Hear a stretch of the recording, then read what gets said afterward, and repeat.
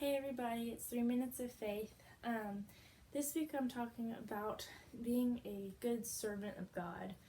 I know I already did a devotion on it a little bit back, but for this devotion I really want to talk about what you can do to be a good servant and what that means to God.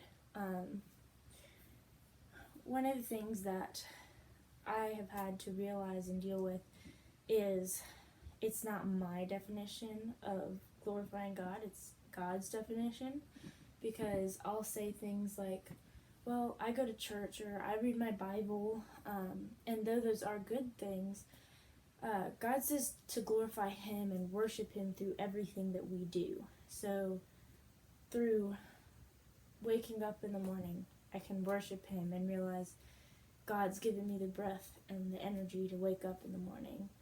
Or through hobbies that I do, I can say, I'm going to use this to glorify God and worship Him through it. And I think that as Christians, we sometimes can say, well,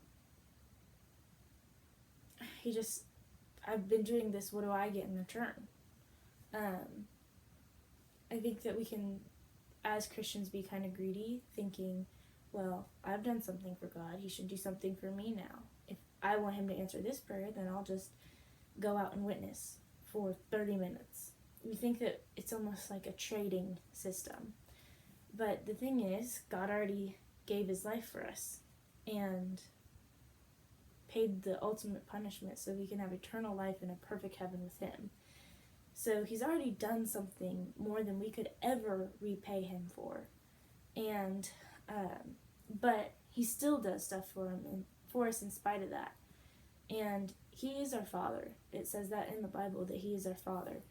And a father's not going to give a child everything that they want, because they won't understand how to work for things if not.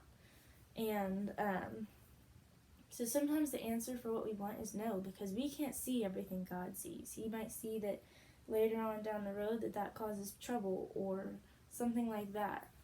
And but as our Father, He still loves us through that, and He wants to see that we are working for Him and glorifying Him, and so that when we get to heaven, He can say, well done, my good and faithful servant.